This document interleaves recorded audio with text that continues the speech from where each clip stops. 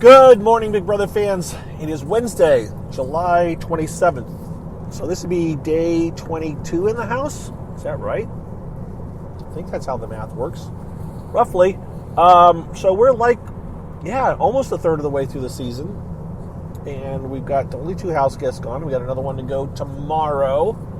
It will be Amira at this point. Now I'm pretty sure. There doesn't seem to be much of a change-up. And the Leftover Alliance, which again, for those of you that are like, wait, who, what? Remember, the Leftover Alliance is Monty, Turner, Kyle. I'm sorry, I'm looking at my hands and my fingers trying to remember who's the fourth one there. Who's the fourth one from the pound? Now I need a list. There's a car coming across the lane. Okay. Joseph. There we go. Monty, Turner, Kyle, and Joseph. Along with Michael and Brittany and Taylor. That is your Leftover Alliance. Anyways, so, yes, Amira's still going to go. The Leftover Alliance yesterday, the main thing that they were working on, or I felt like was going on, was just keeping things calm. Sowing seeds of doubt among the rest of the house guests so that once Amira is gone, that even if one of them doesn't win head of household, that anybody that does will still turn on someone else that's not in the Leftover Alliance. So they're keeping the seeds of doubt among that group going. And they've done a good job of it. So as long as they can keep those 6 confused and unsure of themselves and each other, then they should be able to manipulate them to get one of the others out, or at least only get one of them on the block. It is so funny how we went from the Poe pack that they've got it locked up to boom, that whole thing just blew up in their face. Amira is going, even though she's one of the Poe pack, right? She was one of the safe ones. Terrence was the add-on that would get, dropped. So that didn't work out very well, did it? What else to talk about? So yesterday, nothing major. I shouldn't say completely nothing major. There was a moment, which I don't know if it will make the TV show or not. But there was a moment of what we thought was going to be an apology between Daniel and Taylor. They were planning to talk because Daniel did blow up with Taylor.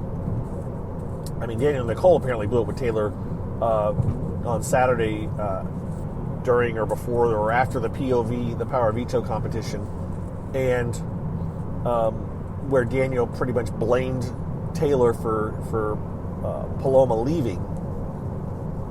And so they said I had seen Taylor saying, yes, we're going to talk. Daniel and I are going to talk later, and that will be good. And so I actually caught the moment where Daniel went to talk to Taylor. I caught the tail end of it, and I did put a clip of it on my Twitter. That was one of my more recent posts, actually, if you haven't seen it. And it was just the wrap-up.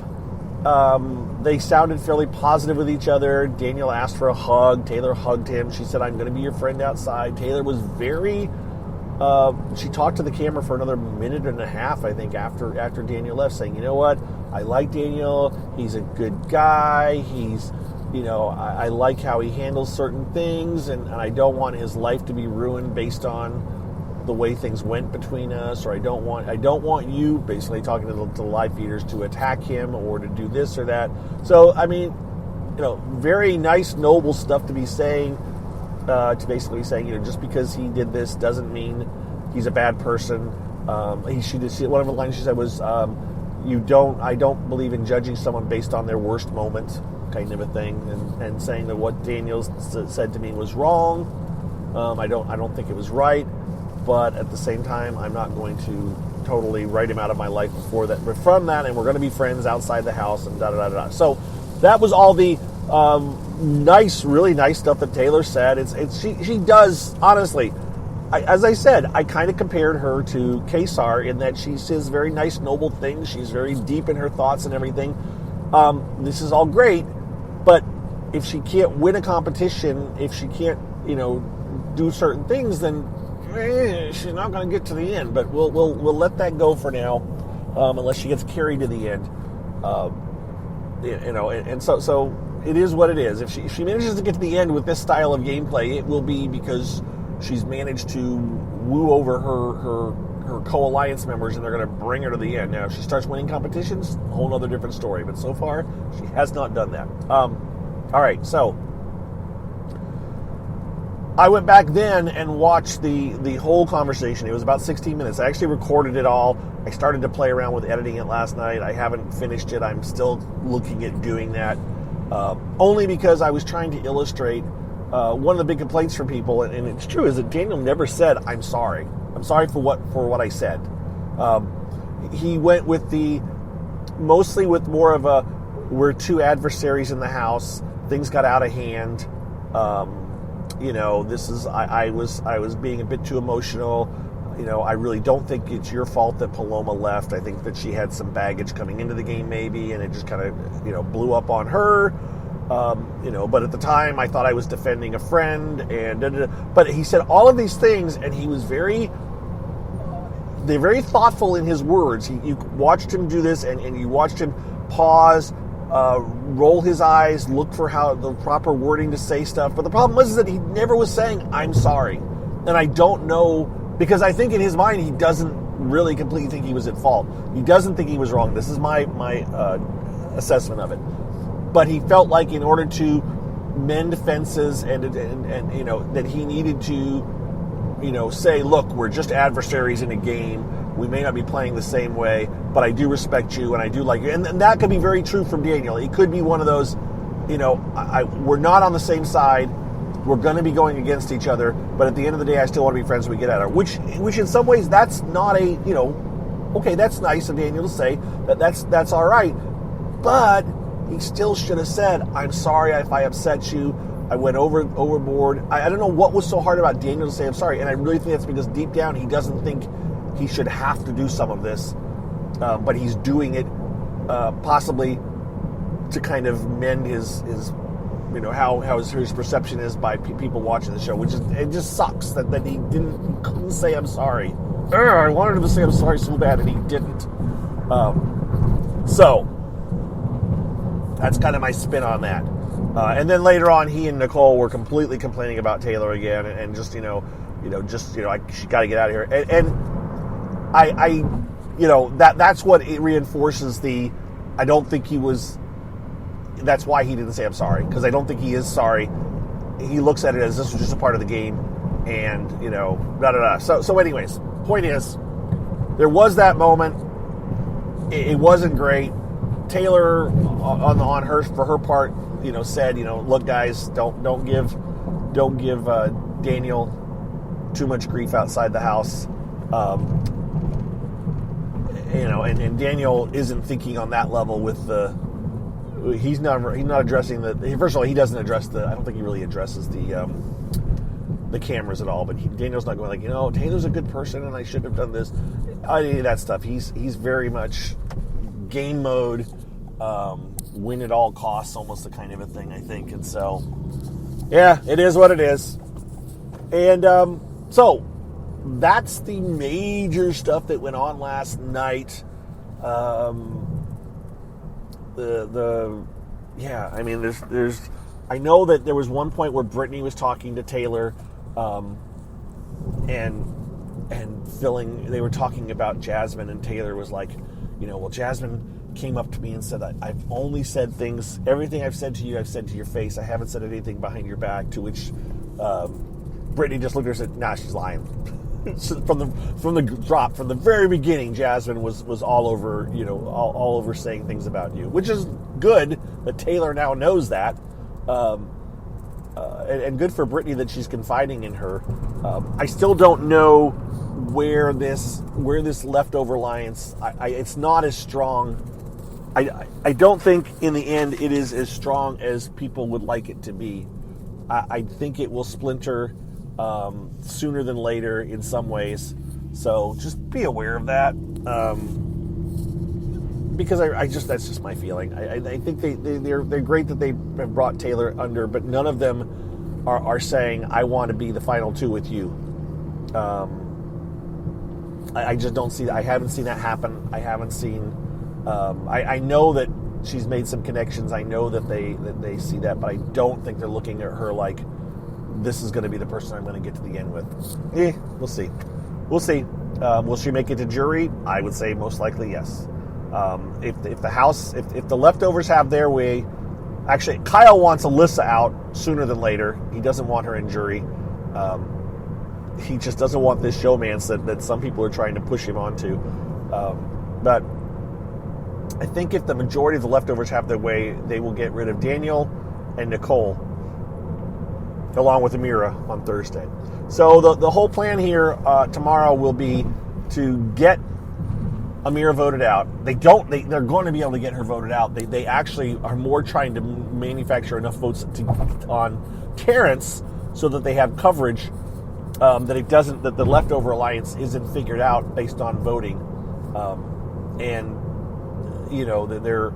they're trying to make sure that enough people vote to evict Terrence that when Amira gets voted out, that they can kind of have plausible deniability and look at each other and sow distrust. So we'll see how that works out. That also means that Amira, I think she'll still be blindsided. I don't think she's going to feel super confident, though. I think she'll still be a bit paranoid. But she definitely, I think going into it, is going to think she stands a chance. And I think Terrence will be worried as well. I think as many times as they tell him you're probably okay, they don't want to. I don't think anybody's looking at Terrence and going like, we don't want Terrence coming back mad at us for making him feel like he was possibly threatened. So we should keep, I think they're like, yeah, you know what, Terrence, you're going to have to sweat a little, but in the end, you'll still be in the house. I think that's kind of the attitude that the leftovers probably have to a large extent. So that's what is going on. No other major developments that I can think of. Nothing really sticks out of my mind. For me at least, the Daniel Taylor conversation was one of the big moments yesterday, and then just the whole leftovers continuing to manage the rest of the house to keep people from, first of all, figuring out there is a leftover alliance. Alliances have been revealed to various house guests, by various house guests. So in the end, I don't know how many alliances can be looked at as legit at this point. The Girls Alliance was revealed. It is interesting. One other note here: Kyle's playing some wanting to play some mind games here, and he kind of has. Okay, another step to this next side.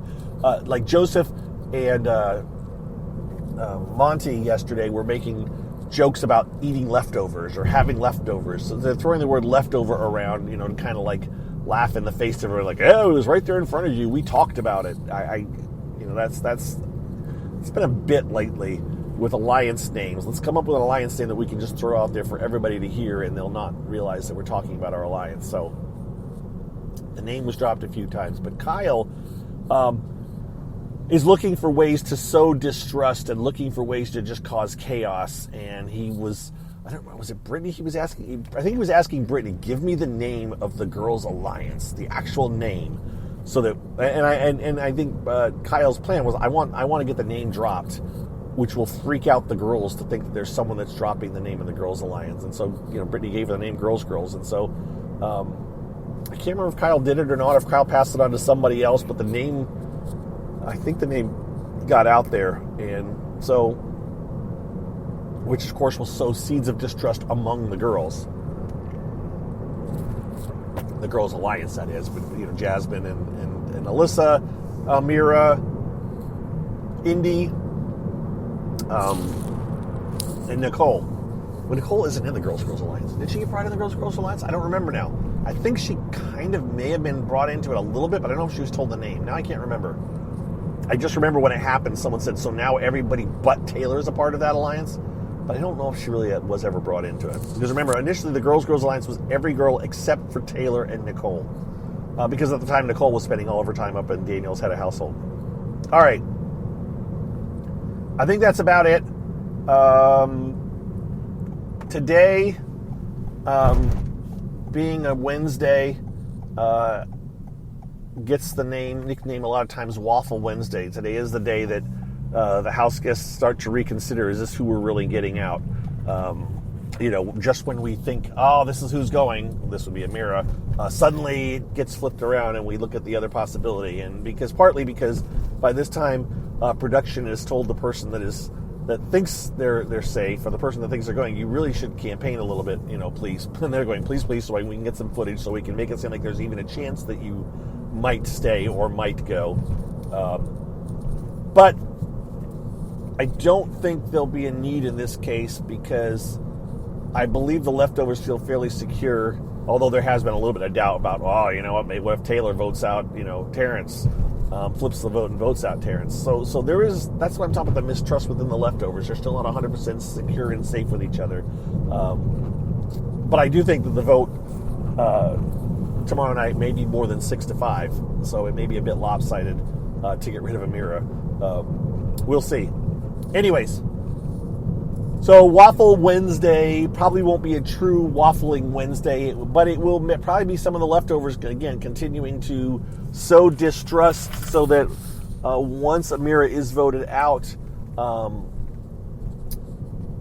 those not in the leftovers alliance will think that it was other people's fault and not theirs, or suspect Daniel and Nicole of being the reason that Amira's gone. That's what kind of what I see is going to be going on today. That's going to throw it out, make the average viewer think, oh my God, look, it's changing. It's probably not. So keep that in mind if you're watching Twitter or the feeds or something, and you kind of get a little bit of a sense that, oh my gosh, I think Terrence is going to actually get voted out. Consider who's saying what, and how much of it in the know they are about the actual plans. Because sometimes if you just watch a little snippet, or you're reading little snippets of conversation and you don't take it all in, it can be a bit worrisome if you want it to go a certain way. I'm fine with Amira going.